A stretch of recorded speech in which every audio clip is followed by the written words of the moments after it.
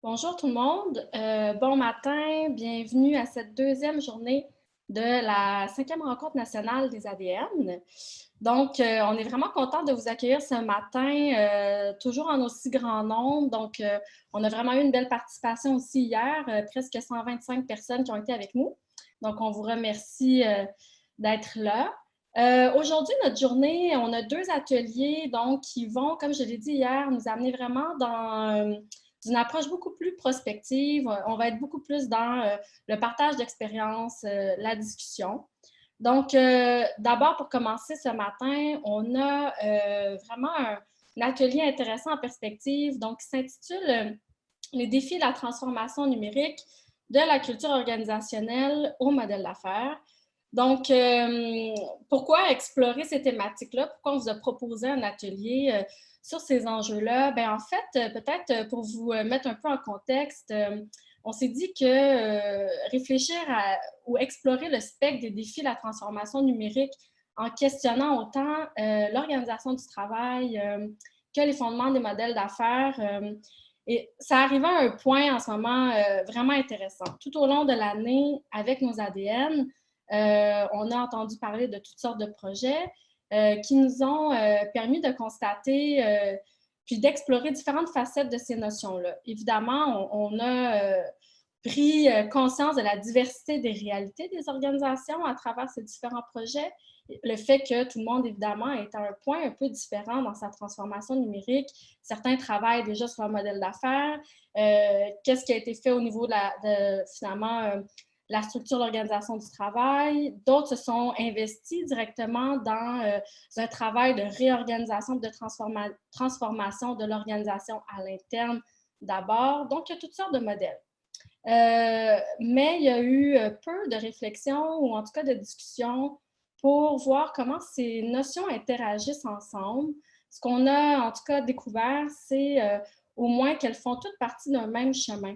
Donc aujourd'hui, ce qu'on va faire, c'est ouvrir un espace d'échange pour vraiment discuter de ça ensemble, explorer, comme on l'a dit. On va avoir avec nous pour le faire Mériole Lemar, donc Mériole qui est artiste et consultant en culture et numérique. Donc, Mériole va avoir 15 minutes pour vraiment mettre la table pour nous, explorer, si on veut, ces grandes questions. Ensuite, on aura une partie qui est plus un partage d'expérience. Donc, on va avoir deux intervenants avec nous qui auront chacun 5 minutes pour parler un peu de leur réalité puis comment ils ont vécu, eux, finalement, ces défis, ces enjeux-là dans leur projet. Donc, on aura Olivier Ross. Olivier, qui est directeur des opérations du Hub numérique en Estrie. Et Pierre Liutier, qui est directrice de la puce à l'oreille, donc une boîte de balado, et qui est aussi chercheur à l'UQAM. Donc, je pense qu'elle pourra aussi nous parler un petit peu des résultats de ses recherches des derniers temps. Donc, avant de donner la parole à Mériole, je vais juste rappeler le fonctionnement d'aujourd'hui puis quelques consignes. Donc, pour votre information, l'atelier de ce matin est enregistré. Donc, juste que tout le monde soit bien conscient de ça. Donc, comme je vous l'ai dit, on a une première partie TED Talk de 15 minutes, suivie de deux interventions de 5 minutes. Et la période d'échange, en fait, va se passer après les interventions. Donc, on aura à peu près 40 minutes d'échange. Et puis, je vous demande donc de garder vos questions, en fait, qui s'adressent aux participants pour cette période d'échange que je vais modérer. Entre-temps, si jamais vous avez besoin d'assistance technique, on a en fait dans la boîte de conversation, vous allez retrouver, comme dans votre guide du participant, le numéro d'urgence pour l'assistance technique. Annie va vous le partager à l'instant. Et sinon, Annie est modératrice aussi de la boîte de conversation. Si vous avez des questions plus générales, elle pourra y répondre dans cette boîte de conversation. Donc, voilà, je pense qu'on a fait le tour. Je vous reviendrai après pour la période d'échange. Mais je vais tout de suite céder la parole à Mériole et te laisser finalement, Mériole, nous parler un peu là, de tes réflexions autour de ce titre tellement intéressant. Je te laisse la parole.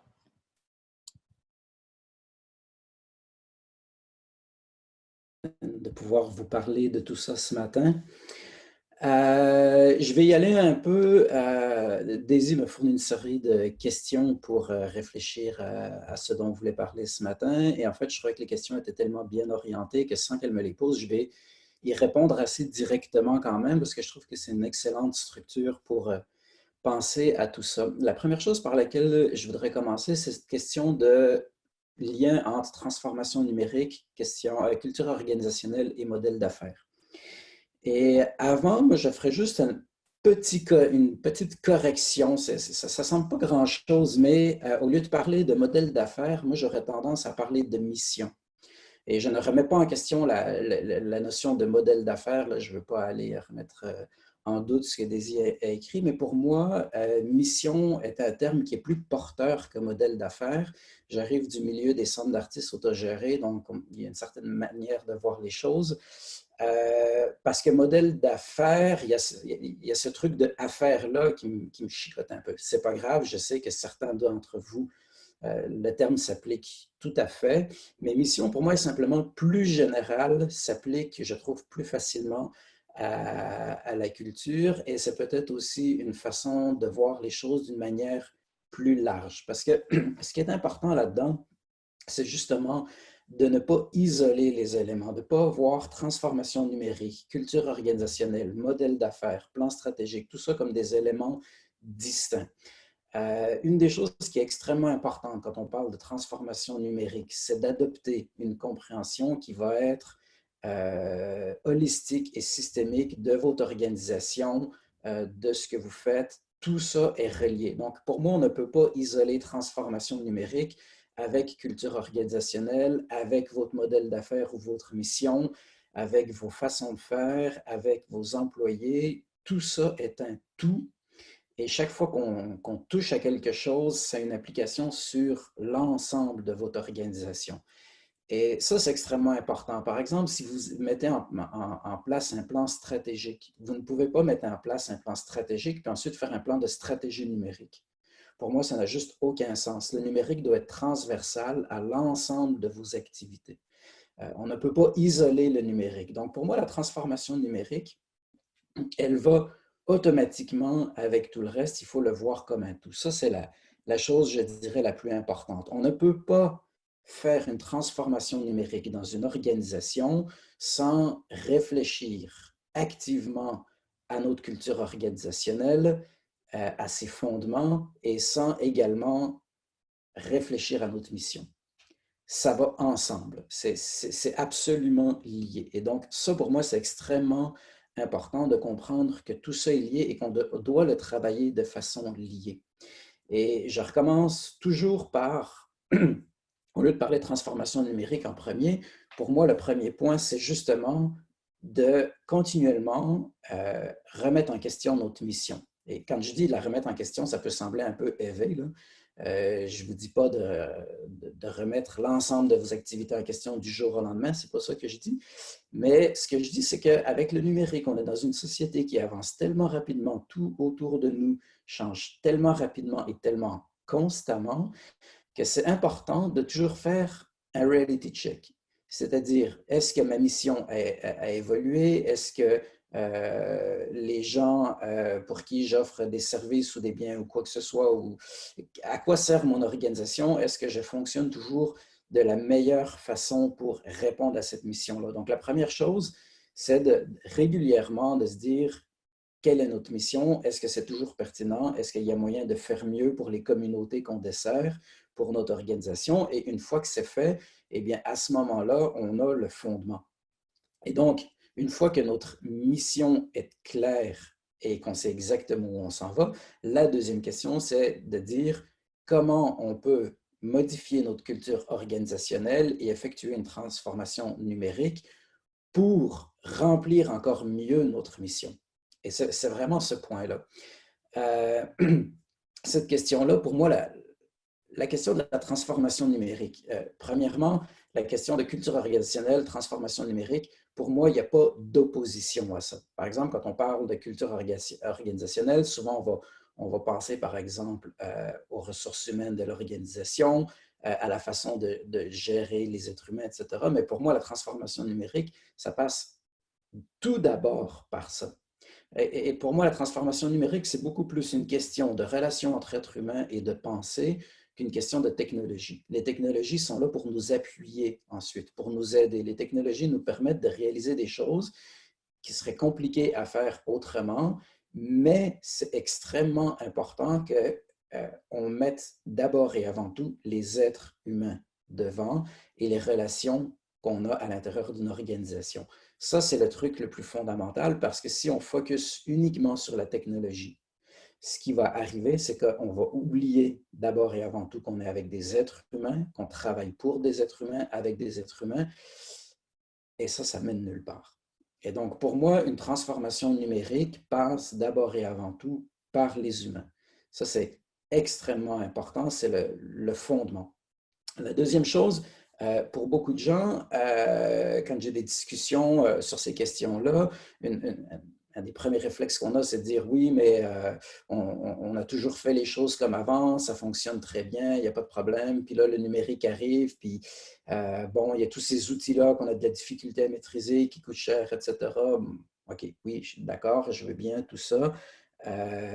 Mais par contre, c'est pas vrai que ça va si bien et c'est pas vrai qu'on ne peut oublier aussi le monde dans lequel on vit. On est dans un monde actuellement où le numérique est omniprésent et où le numérique change nos façons d'interagir entre êtres humains. Et on ne peut plus mettre ça de côté.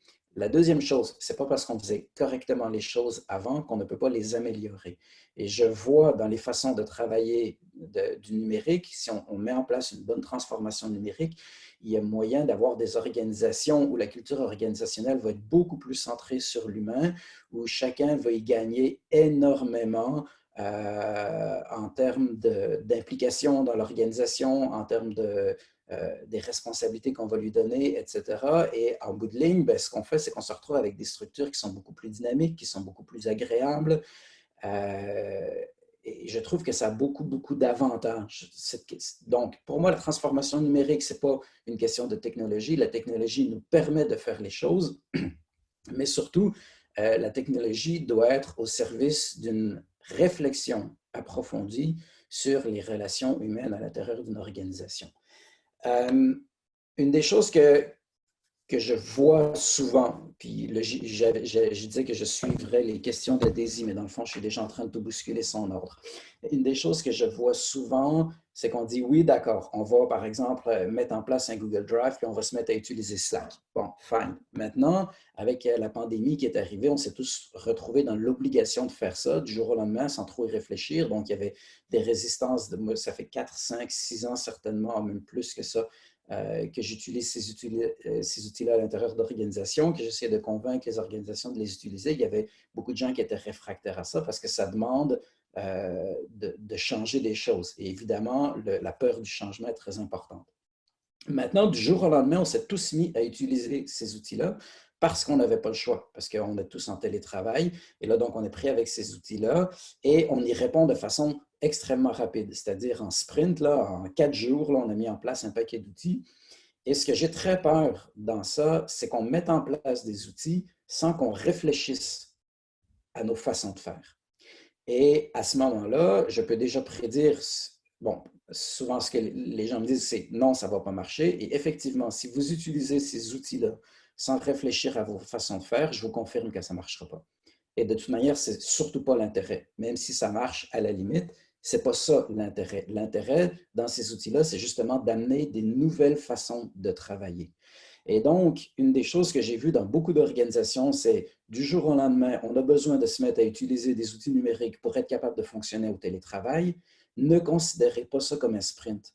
Considérez ça comme un marathon. Si vous partez à la course maintenant, dans 2 semaines, 3 semaines, 6 semaines, vous allez être épuisé et vous allez vous retrouver avec une série d'échecs en ligne et des gros enjeux organisationnels. Donc, ce que je vous dis, c'est d'accord, on est dans une situation d'urgence, on fait tout ce qu'on peut, maintenant on prend une grande respiration et quand on va mettre ces outils-là en place, on va prendre le temps d'y réfléchir, on va prendre le temps de voir comment les utiliser, qu'est-ce que ça peut amener et qu'est-ce que ça peut modifier dans nos façons de travailler à l'intérieur d'une organisation. Et ça, c'est extrêmement important. Prenez le temps de réfléchir. Une des choses que j'explique souvent, c'est que, par exemple, quand vous mettez en place des outils comme Slack ou comme un Google Drive ou comme Microsoft Teams avec les autres outils de Microsoft, quels que soient les outils que vous utilisez, ça n'a pas d'importance. Ce qui est important, c'est qu'il faut comprendre qu'on tombe dans une culture de l'ouverture des données, de l'ouverture des communications. Et donc, tous les réflexes qu'on avait où les gens contrôlaient quelles informations étaient accessibles à une certaine partie de l'équipe, etc., ça ne fonctionne pas très bien là-dedans et en plus, ça vous nuit. Ça alourdit les choses, c'est pas efficace. Et donc, il faut tomber dans une culture organisationnelle où on fait beaucoup plus confiance les uns aux autres, où on donne beaucoup plus de responsabilités les uns aux autres, où on lâche les façons extrêmement verticales qu'on a de fonctionner, où on est toujours en train de surveiller quelqu'un pour être sûr qu'il fait son travail, ce qui de toute manière n'a aucun sens en télétravail, et donner beaucoup plus de responsabilités, se retrouver dans des structures plus horizontales. Et quand je vous dis ça, je suis très conscient qu'il y a quand même, si vous avez un poste de direction, bien, vous avez des responsabilités, vous êtes redevable devant vos CA. Donc, je ne vous dis pas qu'on est dans le free-for-all puis qu'on est dans un truc hippie où tout le monde est devenu un boss. Ce n'est pas ça du tout.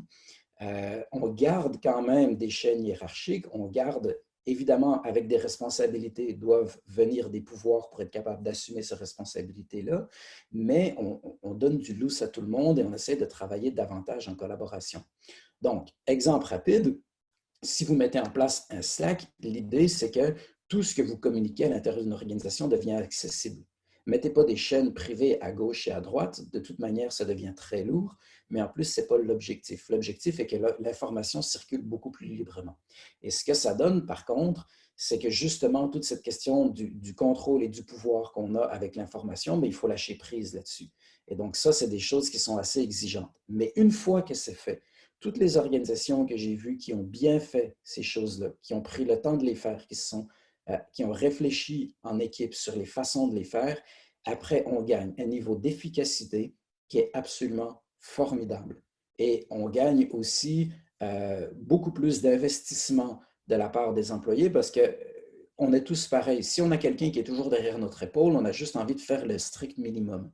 Quand quelqu'un nous donne une tape dans le dos et nous dit « Regarde, débrouille-toi, je sais que tu vas bien le faire », on a juste envie de se surpasser. C'est vraiment une question de relation humaine. Et donc, l'idée, c'est de réfléchir à comment fonctionne notre organisation, comment on peut utiliser les outils numériques pour que notre organisation fonctionne mieux, pour qu'on ait des meilleures relations humaines à l'intérieur de cette organisation-là, pour mieux soutenir notre mission.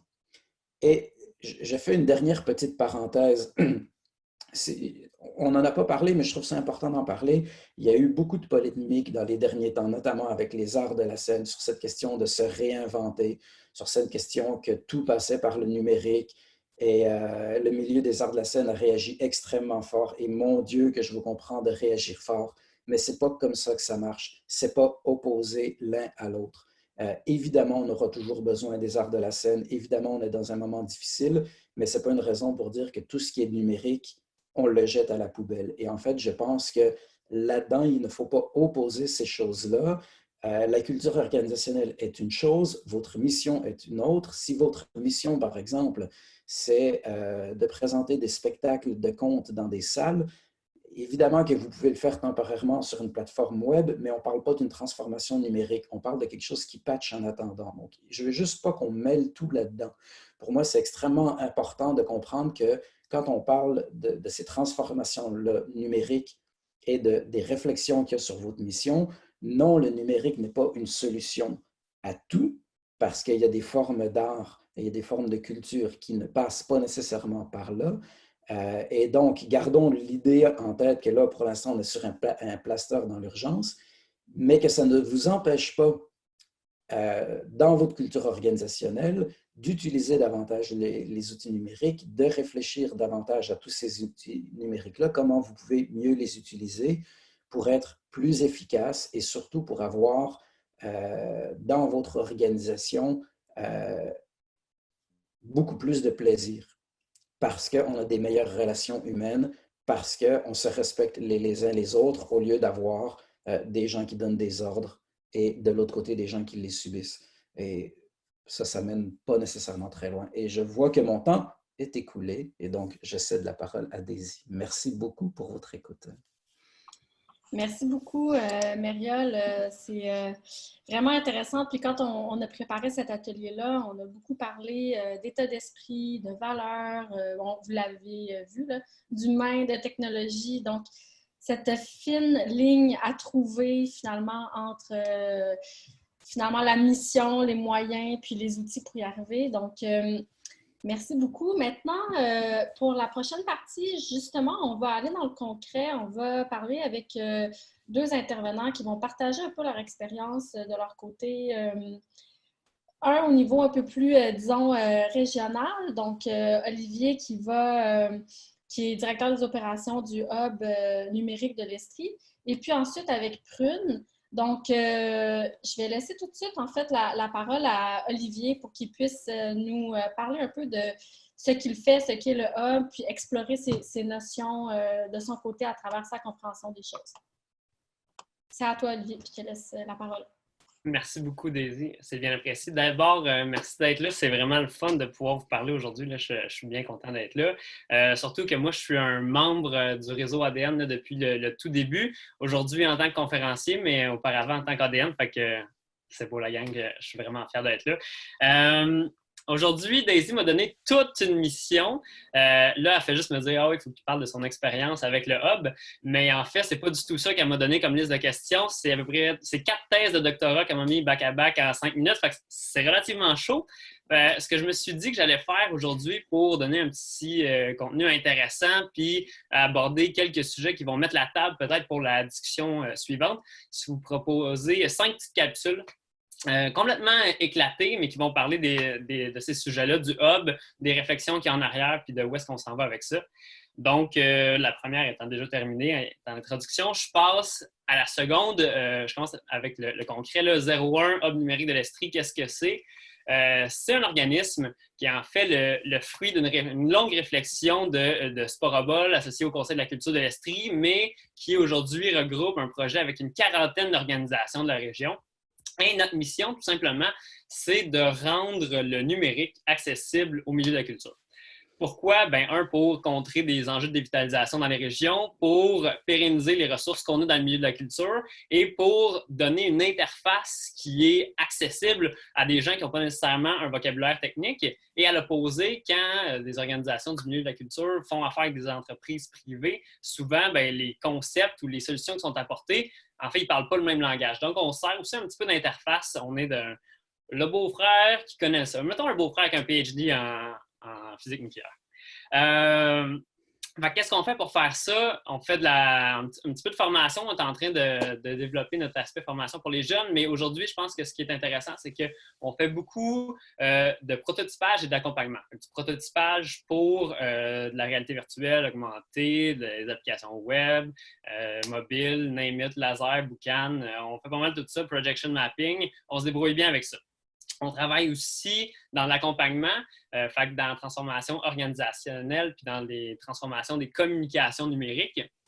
Et parler de cet accompagnement-là sans parler de notre plan majeur qui est comme vraiment notre phare en ce moment, ça serait un peu fou. Donc, le plan majeur, très rapidement, on a rassemblé les 40 organisations de la région, on s'est mis ensemble, on a fait plusieurs demandes de financement pour aller lever. En ce moment, les chiffres, pas qu'ils sont nébuleux, mais il y a des financements qui restent à confirmer, mais ça va être plus qu'1 million de dollars, pas mal plus qu'1 million de dollars pour financer les transformations organisationnelles, les virages numériques de toutes ces organisations-là. J'aimerais ça vous en parler plus, mais il me reste 3 capsules, ça va être encore un peu serré. Côté modèle d'affaires, je voulais vous parler de 2 concepts que je trouve intéressants dans mes maigres études en gestion. J'aimerais ça qu'on en parle peut-être plus tard, mais la différence entre le modèle d'affaires classique de l'Occident versus celui du Japon. En Occident, vous en avez entendu souvent parler, si vous êtes moindrement un peu proche du milieu entrepreneurial, ce qu'on veut faire, c'est qu'on va aller demander à un marché ce qui l'intéresse, puis on va produire un produit pour ce marché-là.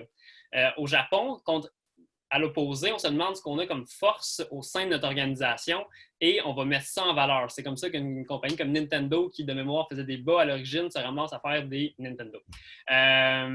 Cette dualité-là, je la trouve très, très pertinente pour le milieu de la culture, étant donné que les créateurs ont quelque chose à dire, ont une force interne qu'ils veulent exprimer, mais il y a aussi des enjeux aussi de se faire voir et comprendre dans un milieu qui est de plus en plus numérique. Donc, il faut ajuster le message aussi au public qui nous reçoit. Donc, je trouve que pour parler de modèle d'affaires, ça, c'est deux concepts très, très intéressants. Et finalement, le concept de l'océan bleu versus l'océan rouge, ça, c'est grosso modo, c'est de se diversifier, arrêter de travailler de la même façon que tous nos concurrents. Donc, avec le Hub 01, ce qu'on a fait, c'est qu'on on a rassemblé plusieurs personnes, puis on est allé chercher une expertise, en fait, qui n'existait pas nécessairement, qui était difficilement accessible par le milieu de la culture, c'est-à-dire des experts techniques. Donc, la plupart des gens qui travaillent avec 01 ont un fort background technique et ont un intérêt pour la culture plutôt que le contraire. Et ça nous permet d'évoluer dans un océan bleu où on n'a pas vraiment de compétition versus un océan rouge qui serait plein de sang et de poissons méchants. Et j'y vais, il me reste 12 secondes. En jeu, la transformation numérique. Nous, on divise ça rapidement en organisation, en communication, en pensée numérique. Naturellement, il y a plusieurs enjeux différents sur chacun de ces piliers-là, mais ça prend de l'expertise technique. Et une fois qu'on a de l'expertise technique, là, tout ça, c'est à nuancer, mais je suis 100% d'accord avec Mériole. On s'en fout de la technologie. C'est vraiment les relations humaines et la culture qui est important. Fait que je m'arrête là. C'était serré. 4 thèses de PhD. C'est fait avec nous. Merci beaucoup, Olivier. Vraiment, vous l'aurez compris, là, 5 minutes, c'est un gros défi. Puis effectivement, je leur ai posé tout un défi. Donc, dans tous les cas, l'idée en ce moment, c'est d'ouvrir des portes.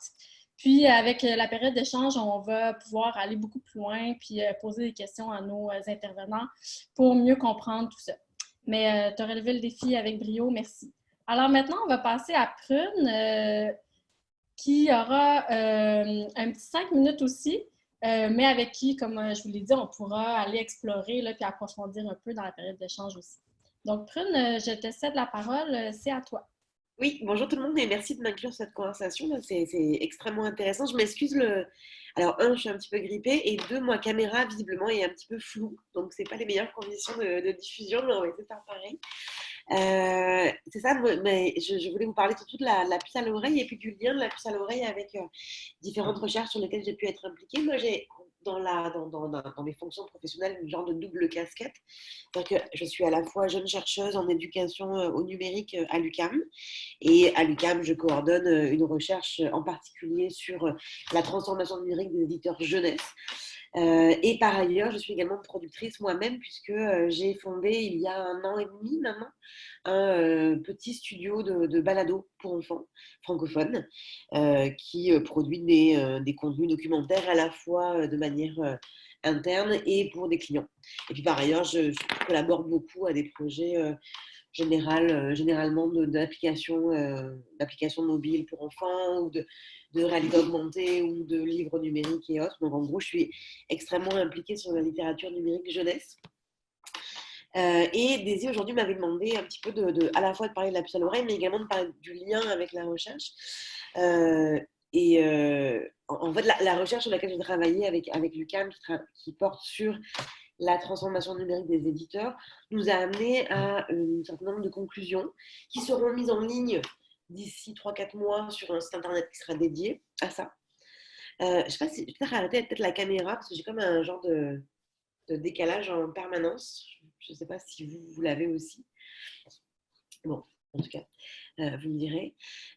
Donc ça, la recherche sur laquelle on a travaillé a mobilisé sur 3 ans un certain nombre d'entrevues, de données qualitatives, de données quantitatives, qui nous a permis de visualiser et de souligner les différents enjeux rencontrés par les éditeurs jeunesse et de cristalliser un petit peu les bonnes pratiques en édition jeunesse lorsqu'il y avait une transformation vers le numérique.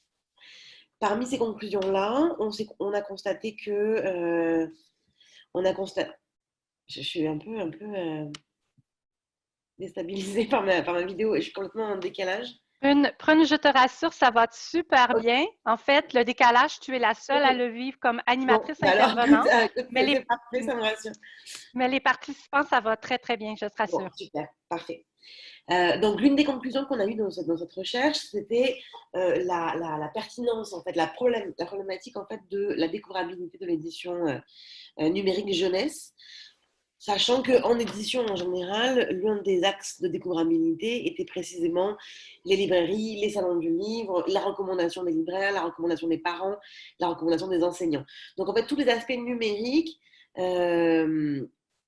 passaient à côté, en fait, cette découvrabilité naturelle qui se passe dans ces lieux de découverte du livre.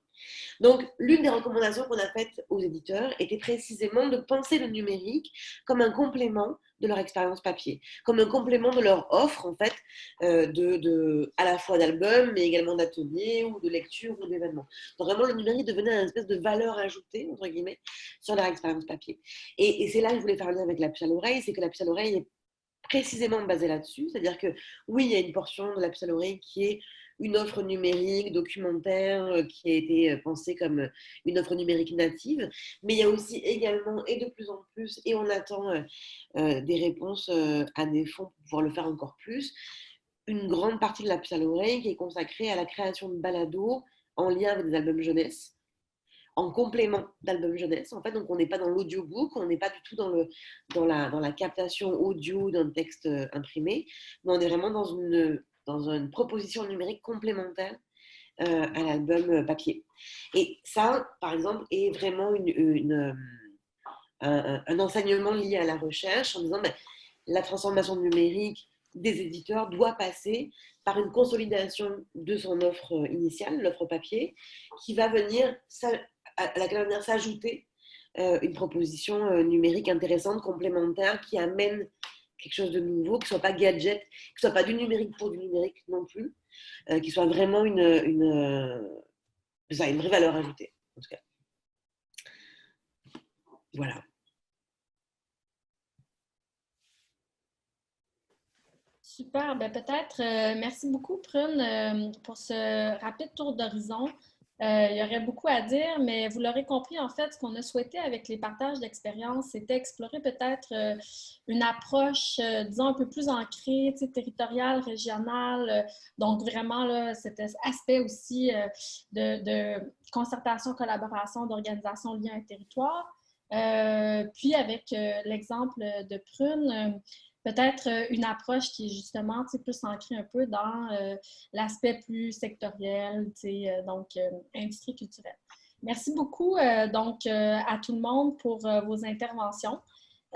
C'était super intéressant. Donc maintenant, ce qu'on ferait, c'est qu'on passera à la période d'échange. Puis pour ça, je vais vous donner quelques consignes. Donc la façon de fonctionner, ça va être avec la main levée. Donc, vous avez cette fonction normalement au bas de votre fenêtre Zoom. Donc, ce que je vous demande en fait de faire, c'est de lever la main. Ils vont apparaître pour moi là, devant mon écran en ordre de lever de main.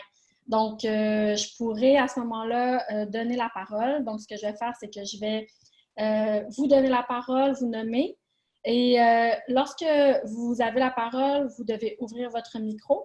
Je vous demande de dire à quelle organisation vous êtes lié. Posez votre question si elle s'adresse à quelqu'un précisément, nommez-le. Et quand vous avez fini votre intervention, vous fermez votre micro. Donc, je vous demande de rester synthétique et court pour qu'on puisse finalement profiter d'un maximum d'interventions. Donc, on commence tout de suite et puis je donnerai la parole à Fabienne Cavado. Donc, Fabienne, c'est à vous, vous pouvez parler. Et j'ai activé mon micro. Bonjour, je suis du regroupement québécois de la danse. Ma question s'adresse à Prune parce que l'idée, j'aime beaucoup avec la danse, l'idée d'une complémentarité du numérique pour le spectacle vivant serait vraiment intéressante. En fait, ma question est à double, il y a un tiroir, c'est comment vous définissez la complémentarité, donc avoir des détails sur cet élément-là, et puis quel succès en fait cette proposition proposition complémentaire à, parce qu'on peut s'imaginer que les publics sont plutôt intéressés par le bouquin a priori. Donc, voilà, double question.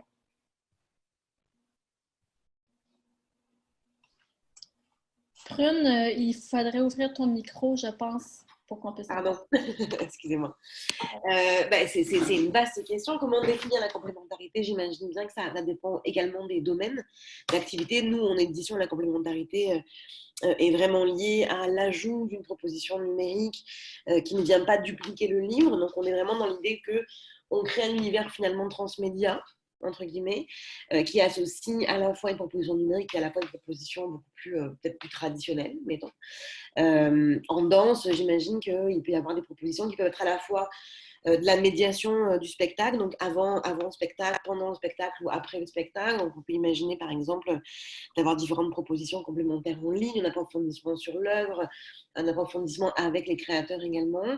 On peut imaginer quelque chose de plus immersif. On peut imaginer un duplicata de l'œuvre, mais de manière complètement immersive, pour le rendre plus accessible en dehors des territoires. Mais c'est sûr que la complémentarité numérique, elle va probablement dépendre de chaque domaine, de chaque œuvre également. En termes de succès, nous, la raison pour laquelle on a fait cette conclusion-là avec la recherche sur l'ascendance de complémentarité vers l'édition numérique, d'abord, il y a une particularité au jeunesse, c'est-à-dire que le jeunesse se bat à la fois contre contre quoi se battent tous les secteurs culturels, c'est-à-dire la difficulté de faire du numérique, les coûts, la difficulté de trouver des propositions intéressantes et de les faire découvrir.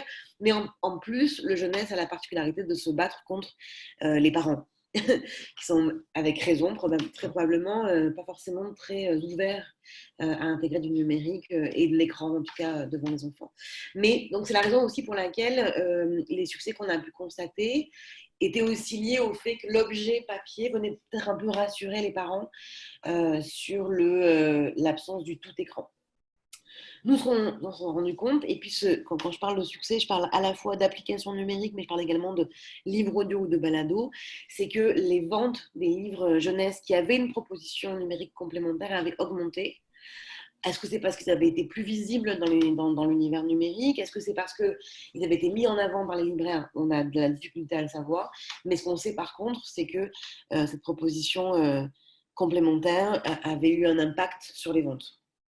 Je ne sais pas si j'ai répondu à votre question. Oui, ça répond bien. Et là, je n'ai pas l'écran, Daisy, pour désactiver mon micro. Ah si, je le vois maintenant. Merci beaucoup, Prune. Merci. Merci beaucoup, Fabienne. Je pense que Myriole voulait peut-être ajouter quelque chose. Myriole, est-ce que... Oui, un complément rapide d'information pour Fabienne. Il y a une compagnie de théâtre à Québec qui s'appelle l'Apex Théâtre, qui travaille très spécifiquement sur ces questions-là. Donc, pour les arts de la scène, comment amener un complément avec le numérique, notamment via des balades-diffusion, mais via d'autres éléments aussi. Donc, si c'est des questions qui vous intéressent, c'est une jeune compagnie, mais qui ont déjà fait plusieurs projets qui sont assez intéressants et qui réfléchissent vraiment à cette question-là, l'Apex Théâtre. Merci beaucoup. Merci, Myriole. Donc, est-ce que au niveau des spectateurs, il y a d'autres questions? Pour l'instant, il n'y a pas de main levée, donc n'hésitez pas si vous en avez. Je vais pouvoir vous céder la parole, mais peut-être entre-temps, je vais en poser une moi-même. Donc, peut-être à Olivier, qui a eu un cours 5 minutes. Je reviendrai à Myriole après. Olivier, le mot accompagnement, c'est large. Donc, ça veut pouvoir dire beaucoup de choses. Est-ce que tu veux nous en parler un peu plus puis nous expliquer de quel type d'accompagnement, en fait, vous offrez précisément? Est-ce qu'on parle de services conseils, de coaching, d'accompagnement de base? Donc, comment ça se passe exactement, si tu veux bien nous compléter, en fait? Oui, avec plaisir. Puis même, je ferai un petit compliment après. L'accompagnement pour nous, c'est premièrement, de s'asseoir avec les organisations puis s'assurer de bien saisir leurs besoins. Comme Myriole l'a si bien mentionné, c'est important d'avoir une approche holistique dans toutes les transformations numériques parce que le numérique, c'est juste un support comme un autre qui ne va pas déclasser toutes les autres. Puis c'est une façon de travailler, on peut l'adopter, on peut adopter la façon de travailler numérique sans adopter les technologies. Il y a vraiment comme plusieurs choses là-dedans. Donc, la première, ça se passe en 5 étapes pour nous. On s'assoit avec les organisations. On dit, OK, bon, ben, c'est quoi vos enjeux concernant les gestions des données, votre gestion de projet, la connaissance de votre public par rapport à comment est-ce que les gens ils visitent votre site web ou vos réseaux sociaux, faire segmenter un peu les clients, des choses comme ça. Fait qu'on on brosse un portrait global de ce qui se passe dans les organisations. Une fois qu'on a un diagnostic, on propose des modèles organisationnels. Fait que sans faire tous les changements d'un coup, on se dit, bon, ben nous, on propose tel changement qui pourrait... D'abord, là, on commence avec des enjeux qui sont très techniques, fait que assurer une plus grande sécurité de vos données. Ensuite, ça pourrait vous aider à mieux communiquer à l'interne. Ensuite, ça vous permettra de collaborer avec des gens à l'externe de façon plus facile puis d'arrêter de vous échanger des fichiers qui ont 75 versions. Donc, on analyse, on propose des solutions, on implante les solutions. Donc, au fur et à mesure là, que les organisations sont prêtes, on va prendre les changements à proposer une à la fois. On implante les solutions, on forme, puis on assure un suivi. Là, puis ça, c'est bien important pour nous. Fait que ça, c'est dans ce qui est l'accompagnement d'un point de vue comme organisationnel, puis aussi communicationnel. Mais la grande force aussi qu'on a dans l'accompagnement, c'est au point de vue de la pensée numérique. Puis ça, je pense que c'est vraiment important qu'on l'aborde. Là. Prune, d'ailleurs, je trouve ça, j'ai manqué votre nom, je pense, Fabienne, du Regroupement québécois de la danse. Je trouvais ça super intéressant que ce soit un organisme de la danse qui s'intéresse à la littérature. Dans notre accompagnement sur la pensée numérique, cette espèce, comme on travaille sur un territoire, on travaille avec beaucoup de secteurs différents, en même temps beaucoup de disciplines, et c'est ce qui fait beaucoup notre richesse. Donc, on accompagne dans la pensée numérique en développant des nouveaux prototypes, des nouvelles façons de penser ou de vouloir présenter les œuvres. Et dans cet accompagnement-là, on s'assure d'en retirer le plus d'informations possible, de gérer les connaissances, de les capter, de pouvoir les rediffuser. Et ensuite, ça nous permet d'apporter des nouvelles solutions qui sont très, très innovantes parce qu'on a travaillé avec des gens des musées, de la danse, des métiers d'art. Tout le monde avait des problèmes un petit peu similaires. Puis on trouvait des solutions qui se recoupaient sur certains points. Puis en plus, après ça, bien, on peut aller proposer ça justement à la littérature ou à la musique. Donc, dans l'accompagnement, on a vraiment aussi cette interdisciplinarité-là qui est super importante pour nous. Fait que, toujours là, dans les problèmes plus classiques, on analyse, on fait toutes les étapes de gestion de projet jusqu'à de la formation suivie. Puis après ça, bien, dans l'accompagnement de la pensée numérique, là, on a quelque chose de vraiment plus organique. Merci beaucoup, Olivier, pour ta réponse. C'est vraiment intéressant. Puis je pense que ça ouvre aussi de nouvelles pistes. C'est inspirant pour la diversité, finalement, des organisations qu'on a avec nous en ce moment. Donc, je vois maintenant que on a Fabienne qui a la main levée. Donc, peut-être avant de céder la parole à Fabienne, n'hésitez pas si vous avez des questions. Comme on l'a dit, la fonction main levée est au bas de votre écran. Donc, vous pouvez y accéder là. Donc, on attend vos questions. Peut-être, Fabienne, si ça te va, je te cède la parole rapidement avant de passer à la question de Maryse Dupuis. Donc, Fabienne, je te laisse ouvrir ton micro pour compléter peut-être. Merci. Ben, c'est une question à Olivier, justement, comme il y a une grande diversité d'organismes et de besoins et de niveau de maturité numérique, je dirais. Je serais curieuse de savoir à quelles difficultés vous avez été confrontés, puis comment vous les avez désamorcées, vaincus. Ouais, c'est vraiment plate. J'ai pas de solution facile à date parce qu'on était en train de le faire, en fait. Le plan majeur, là, celui qu'on a fait financer substantiellement, en fait, notre plan, c'était surtout de travailler sur la maturité, sur la pensée numérique avec tous ces prototypes-là qui s'échangent avec une espèce de diversification du risque aussi parce que si on est plusieurs organismes à travailler sur le même projet, bien, potentiellement que ça va être moins risqué pour chacun de ces organismes-là. Fait qu'on voulait commencer par ça, mais on s'est rendu compte, en fait, que exactement ce que vous nommez, il y avait tellement de différences, d'hétérogénéité dans les niveaux de maturité numérique qu'il a fallu qu'on commence par nos phases 1 et 2. Donc, on va faire, ce qu'on fait en ce moment, c'est qu'on accompagne nos 40 organismes jusqu'à un certain, pour les amener à un niveau minimal de maturité numérique d'un point de vue organisationnel et communicationnel. Et ça, on prévoit que ça va prendre à peu près 1 an. Et ensuite, ben là, on est confiant que tout le monde va être assez fort pour s'asseoir à la table puis réfléchir à des solutions collaboratives, vraiment dans l'esprit du numérique ouvert, là, instantané, asynchrone, peu importe les thèmes qu'on voudrait y apposer, mais très humaine finalement qui s'échangent. Mais on est comme pas encore rendu là. Merci, Olivier. On a maintenant une question de Maryse Dupuis. Donc, Maryse, la parole est à vous. Vous pouvez ouvrir votre micro. Oui, bonjour, on m'entend bien? Oui. Bonjour, je travaille au regroupement des artistes en art visuel du Québec, donc on représente les artistes en art visuel. Et ma question est pour Myriole. Comme vous disiez, la transformation numérique d'un point de vue plutôt englobant, holistique, on parle ni plus ni moins d'un changement de paradigme à la fois pour nos organismes, mais aussi pour les artistes qu'on représente.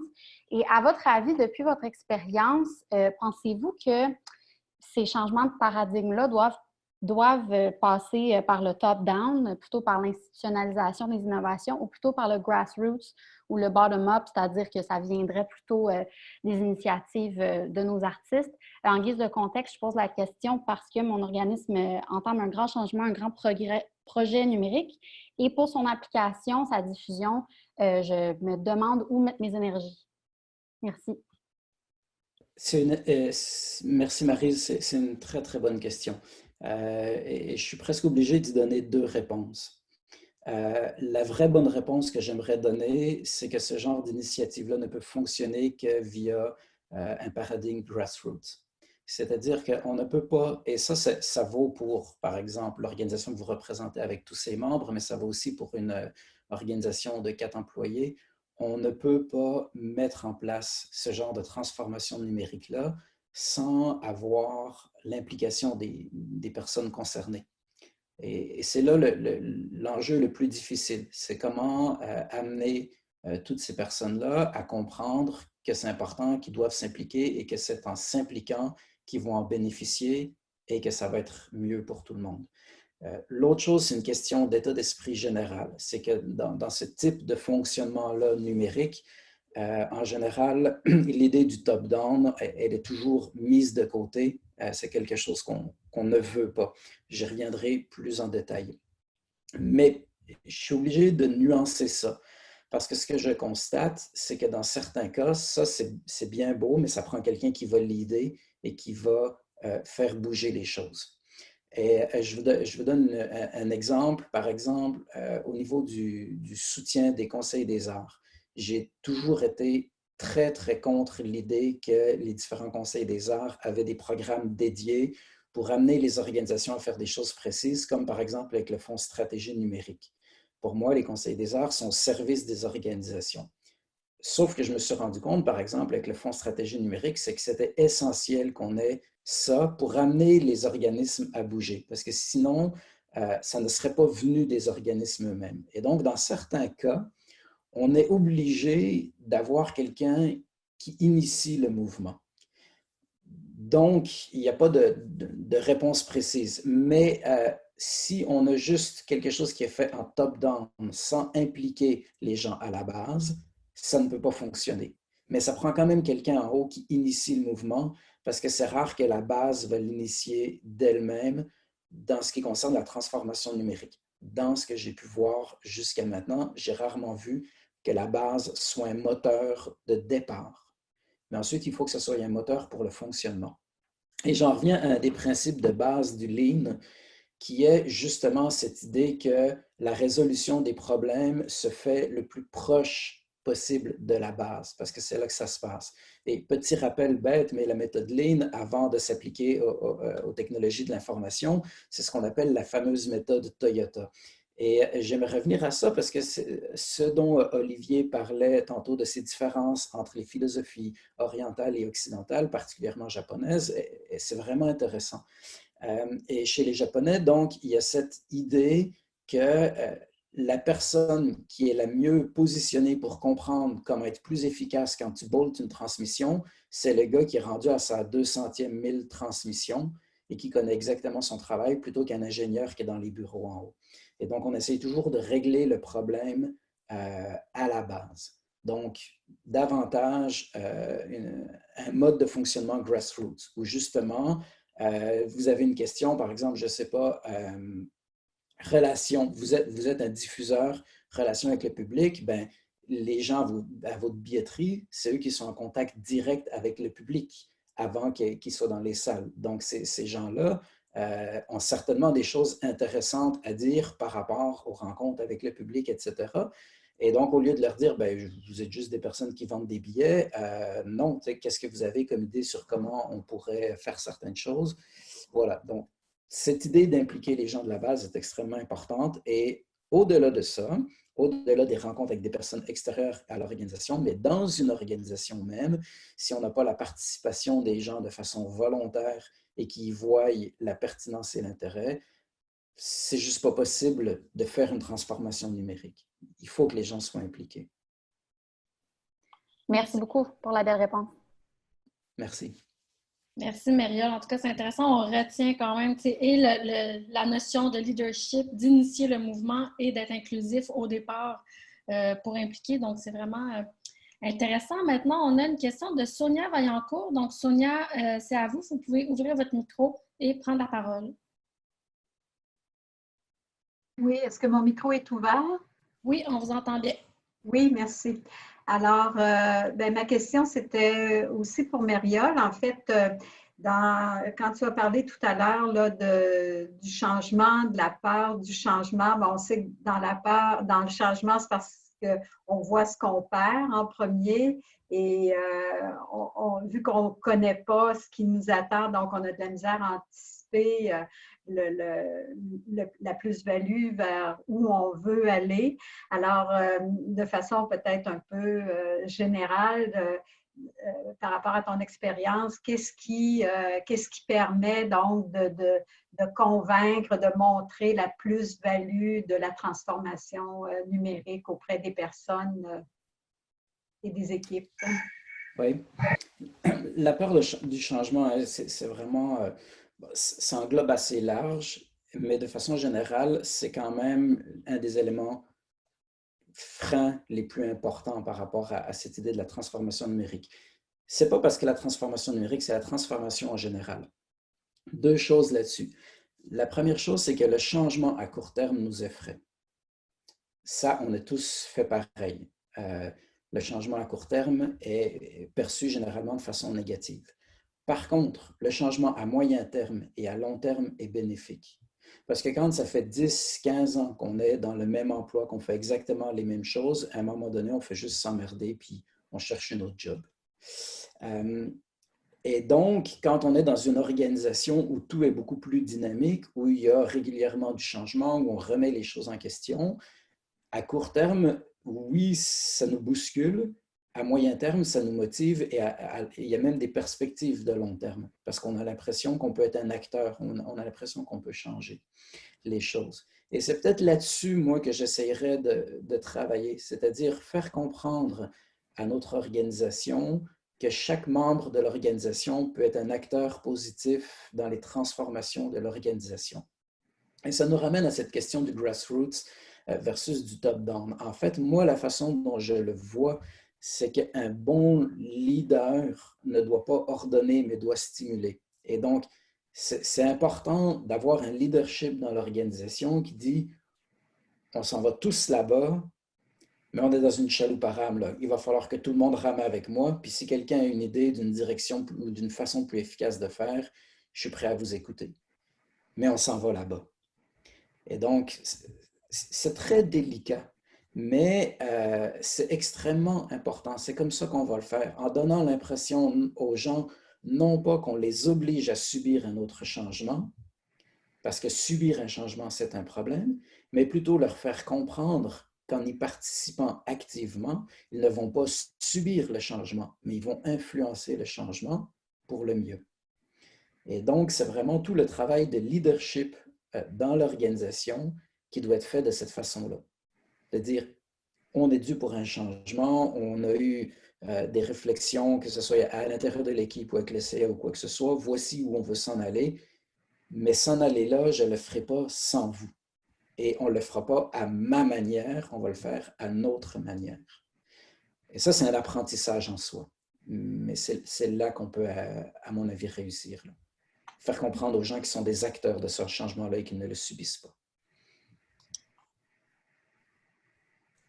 Merci encore, Myriole. Donc, j'ai maintenant Éric Desmarais qui a la main levée. Donc, Éric, je te laisse ouvrir ton micro pour poser ta question.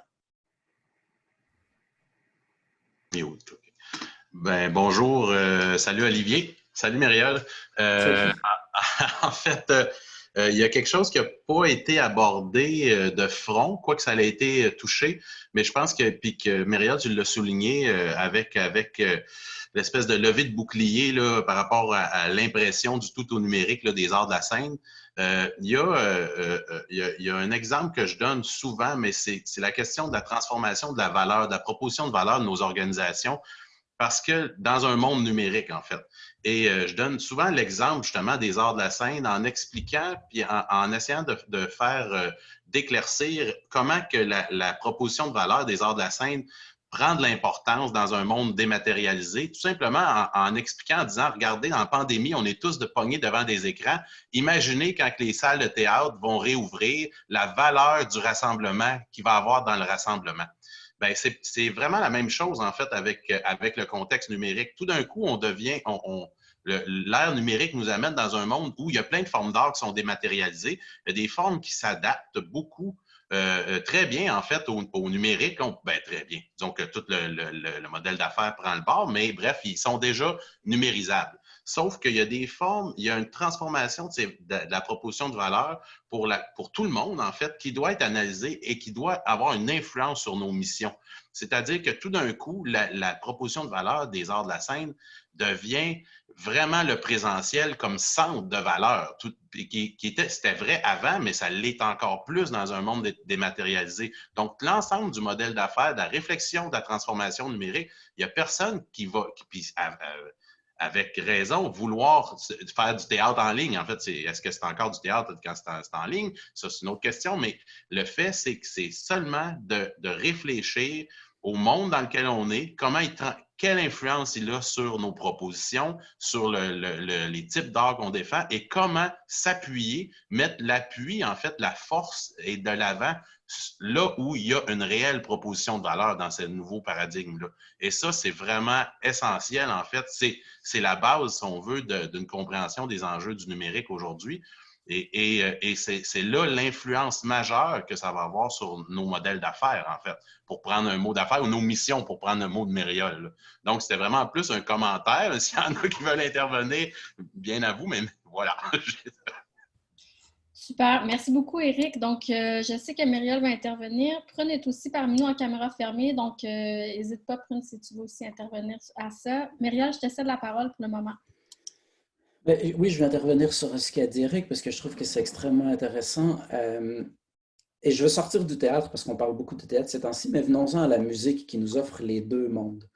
La musique, donc, elle est complètement dématérialisée maintenant. Vous allez me dire, on rachète des vinyles, mais ça reste quand même pas anecdotique, mais quand même pas si important. Donc, la majeure partie de la musique maintenant est consommée en streaming. Et pourtant, la valeur d'un spectacle musical a tellement d'importance parce qu'il y a quelque chose de différent. Alors, moi, par exemple, qui viens aussi du milieu de la musique, j'ai une sensibilité particulière à la qualité du son. Un spectacle est rarement une belle expérience en termes de qualité du son. Je préfère nettement écouter un album. Sauf que ce que je vis quand je suis dans un spectacle, cette communion avec non seulement les musiciens, mais également avec le public qui est là, ça ne remplacera jamais la possibilité d'écouter un MP3. C'est complètement des choses différentes et effectivement, ça a une valeur et je pense que ça a encore plus de valeur maintenant. Alors, je trouve que le commentaire d'Éric est vraiment intéressant, vraiment pertinent. Et ça m'amène à redire que quand on réfléchit à notre mission et quand on réfléchit à ces enjeux du numérique, ça se peut très bien que la conclusion à laquelle on arrive, c'est de dire, ben, écoutez, nous, notre mission, c'est réellement une mission où il y a un contact humain. On ne voit pas, par exemple, dans la création ou la diffusion, comment le numérique peut être présent. Et je dis, ben fine, je respecte ça complètement, mais je fais plus que le respecter. Vous avez fait votre travail correctement, qui est de dire, notre mission, c'est celle-là et on y tient. On ne la transgressera pas. Par contre, ça n'empêche pas que vous pouvez penser à la transformation numérique et ça, il faudrait le faire. C'est même pas, à mon avis, une question de peut-être ou peut-être pas, c'est il faudrait le faire, réfléchir à comment on peut travailler là-dessus pour notre culture organisationnelle et pour notre façon aussi de communiquer qui a complètement changé. Donc, moi, j'ai tendance à diviser les 4 secteurs d'activité des organismes culturels en organisation, communication, création, diffusion. Je comprends très bien que dans certains cas, création et diffusion, l'aspect numérique soit plus complexe ou pas complexe, mais simplement qu'on n'ait pas envie d'aller là. Par contre, je pense que pour ce qui est de communication et organisation, on n'a pas le choix de réfléchir à ça et de voir comment on peut mieux faire. Merci, Mériole. Puis en fait, on a encore une dizaine de minutes devant nous. Donc, si vous le souhaitez, un peu comme Éric le fait, je vous invite aussi peut-être à carrément partager des expériences que vous avez vécues dans vos organisations, faire des commentaires. Donc, même si ce n'est pas une question dirigée, n'hésitez pas, ça se veut aussi, c'est un espace vraiment de partage pour explorer vraiment là, comment ça se vit dans chacune des organisations, peu importe la région, le territoire ou le secteur. Donc, est-ce qu'on a de nouvelles interventions ou des gens qui aimeraient parler? Je vois Allen. Donc, Allen, je te cède la parole. Tu peux ouvrir ton micro et poser ou intervenir. En fait, ma question, c'est peut-être pour faire du pouce sur ce que Mériole vient de dire concernant la musique. Et je vais utiliser le mot qualité, c'est-à-dire que si je vais voir un spectacle, je ne m'attends pas à la qualité du son, mais je m'attends à la qualité de ce que je vois. Et si j'écoute une chanson sur un support, peu importe lequel, je vais m'attendre à la qualité du son. Tout ça pour dire que peu importe ce que les organismes vont faire en numérique, soignez la qualité de votre produit parce que ça devient votre image de marque. C'était ça. Merci beaucoup, Allen. Merci. C'est intéressant. Donc, Isabelle Plouffe. Isabelle, c'est à toi. Tu peux ouvrir ton micro et intervenir.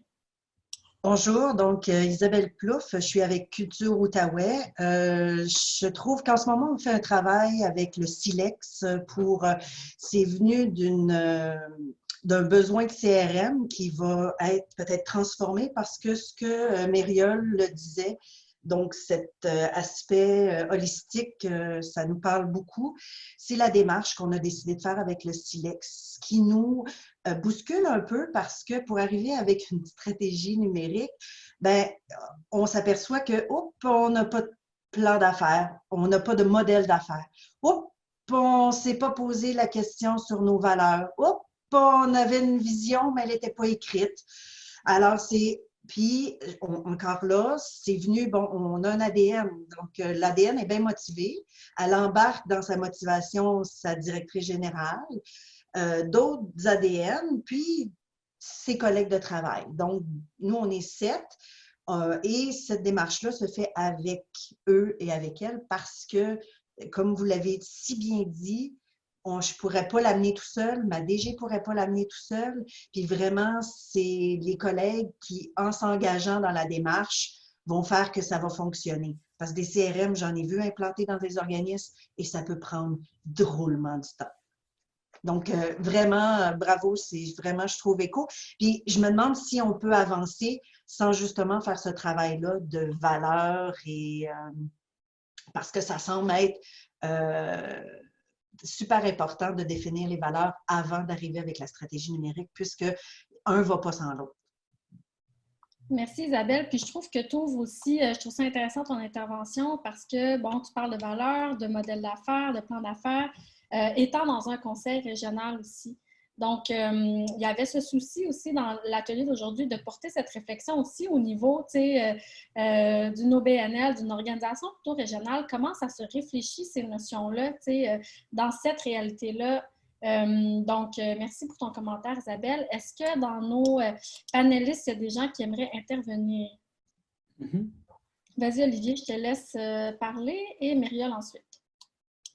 Pour répondre directement à cette question-là, moi, tout de suite, c'est sûr qu'on peut continuer à avancer dans une organisation sans avoir de planification stratégique, de mission, vision, valeur.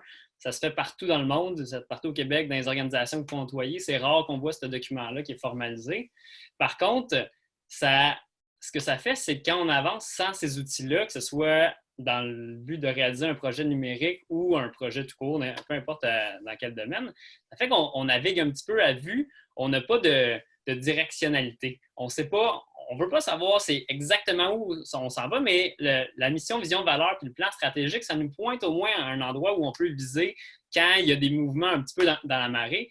Puis, dès qu'on commence à mettre en place des projets qui ont de la viande un peu, qui sont moindrement un petit peu importants, bien, c'est là que ça devient vraiment dangereux de se lancer sans mission, vision, valeur et sans planification stratégique. Fait, pour répondre simplement à ta question, je pense que pour les petits projets, c'est pas une bonne pratique, mais ça se fait, il n'y a vraiment pas de problème. Mais pour les grands projets, pour les affaires, pour ce qui risque de faire évoluer ou révolutionner même les organismes, ça prend absolument une vision concertée, grassroots. Ça prend des gens qui s'en vont dans la même direction, qui ont une directionnalité similaire.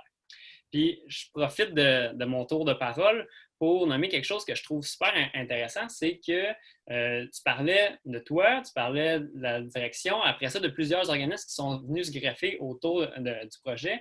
Dans le numérique, comme le numérique nous amène en ce moment à un endroit où la science est arrivée à peu près il y a 100-150 ans, c'est qu'il n'y a plus vraiment moyen de faire des grandes avancées seul. Puis, c'est une force, c'est une faiblesse, mais c'est à la fois une force très intéressante du numérique parce que ça nous force à nous rassembler, à échanger, à avoir une vision commune aussi d'où est-ce qu'on va s'en aller. Dans le numérique, là, au sein même du projet numérique, il y a vraiment l'idée de collaboration qu'on regarde du point de vue même des programmeurs. Tout est open source, vous connaissez un petit peu là, de cette culture-là, mais on a vraiment le projet de faire des grands projets qui vont se réaliser nécessairement avec plusieurs acteurs qui vont devoir être impliqués.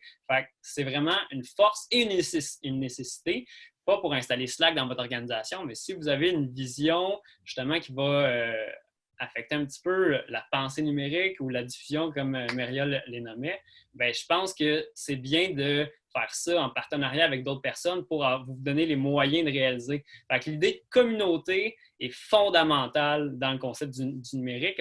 On disait que le numérique, c'est très humain. Il faut que ça se fasse, il faut que les changements se fassent en accord avec tout le monde, avec toutes les nuances que Myriole a données, mais c'est tout le monde au sein de l'organisation, mais c'est aussi avec des gens autour de l'organisation. Puis ça, c'est très important pour nous. Merci beaucoup, Olivier. Myriole, tu voulais compléter? Oui, ben en fait, sur ce qu'on disait tantôt, deux choses importantes. Je vais juste commencer par une anecdote qui va vous mettre un peu la table. Dans une autre vie, j'accompagnais des artistes en art numérique à réaliser des projets. Donc, je travaillais chez Avatar, qui est un centre en art sonore et en art numérique. Et j'avais des artistes qui arrivaient, je n'avais pas le droit de leur dire non, ils m'expliquaient leur projet et on devait le réaliser. Et ça commençait toujours de la même manière, 5-10 minutes de conversation où ils m'expliquaient techniquement ce qu'ils allaient réaliser. Et ça continuait toujours de la même manière aussi. Je disais, time out, on arrête ça là, recommence de m'expliquer ton projet, mais parle-moi du cœur artistique du projet. Parle-moi pas de la technologie. Et là, on commençait à avoir une vraie conversation. Et c'est toujours ça qui arrive avec le numérique. Ça nous semble plus facile de parler des enjeux techniques et technologiques et on esquive les vraies questions. Et donc, si on en revient à la question de la stratégie numérique et des missions et des valeurs de l'organisation, c'est impossible de réfléchir à une transformation numérique ou à un plan stratégique sans s'être posé d'abord la vraie question, quelle est notre mission, quelles sont nos valeurs, pourquoi on existe. Et une fois que ça s'est fait, après, là, on peut travailler, mais il faut commencer par régler cette question-là. C'est le cœur de la question, c'est ça qu'on fait. Le reste, après, c'est anecdotique à la limite. Et l'autre chose aussi, quand on fait ce genre d'exercice-là, on a cette tradition de dire, bien, par exemple, on va réfléchir à un plan stratégique pour les 5 prochaines années. Donc, notre mission, c'est celle-là, nos valeurs, c'est celle-là, puis on ne les remet pas en cause avant 5 ans où on va se refaire un petit lac à l'épaule au chalet pendant 2 jours. C'est plus comme ça que ça marche. Donc, cette question de la mission et des valeurs, elle est fondamentale et on doit y revenir régulièrement. Pas pour changer ça, mais juste pour s'assurer que ça demeure encore pertinent. Et c'est la même chose sur un plan stratégique. Si on fait un plan stratégique sur 5 ans avec un objectif, évidemment, on vise cet objectif-là, mais il faut toujours le remettre en question. Est-ce que c'est toujours là qu'on veut aller? D'où, par exemple, les principes d'itération et les principes de pensée circulaire où on revise ce qu'on a fait avant d'aller un pas plus loin, etc. Ça, c'est extrêmement important. Donc, évidemment, c'est un peu ce qu'Olivier disait tantôt. Si on va quelque part, on peut y aller sans carte. Ça se peut qu'on s'égare, ça se peut qu'on perde énormément de temps. Si on se donne une carte, ça va être beaucoup plus facile. Maintenant, moi, j'aime garder en tête l'idée qu'on n'est pas obligé de suivre la carte. On peut très bien décider en cours de route de changer le trajet. Et on devrait même régulièrement dire « changeons de trajet, voyons ce que ça nous donne ». Et je reviens, et je vais terminer avec cette anecdote-là, qui est un truc que Jocelyn Robert m'expliquait. Il disait qu'un scientifique, il est au point A, il a une hypothèse, il veut aller au point B, il veut valider son hypothèse. Il va tout faire pour valider son hypothèse. Oups, il y a quelque chose qui arrive en cours de route. Qu'est-ce que je fais avec ça? Comment je peux... On nous pointe vers B', mais je veux vraiment aller à B. Et un artiste, il a cette capacité de dire « Ah, j'ai une hypothèse, je m'en vais vers là. Oups, il y a un obstacle qui m'envoie à B', mais pourquoi je n'irai pas à C? Pourquoi pas ouvrir le champ des possibles? » Et je pense que ça, c'est important de faire ça, de ne pas être rigide, mais de se donner la possibilité de réévaluer notre mission et nos valeurs et nos façons d'y arriver. Donc, peut-être que notre mission ne change pas, mais nos façons d'atteindre cette mission-là, nos manières de faire, elles peuvent évoluer. Peut-être que des fois, la mission change ou évolue. On ne devient pas un organisme de cirque si on est un organisme en danse, évidemment. Et je parle, c'est un peu absurde ce que je viens de dire, mais l'idée n'est pas de changer fondamentalement la mission, mais des fois de corriger le tir parce que les choses évoluent. Mais c'est ça, avoir une carte, mais la remettre régulièrement en question.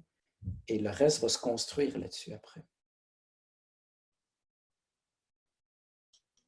J'ose plus parler, je vois le timer qui clignote rouge. Parfait. Bien, justement, on vient de passer à travers notre temps. Donc, ça a été un échange vraiment très, très intéressant. Donc, je vous remercie à tous les trois, en fait, d'avoir accepté de relever le défi d'explorer ces thématiques-là avec nous.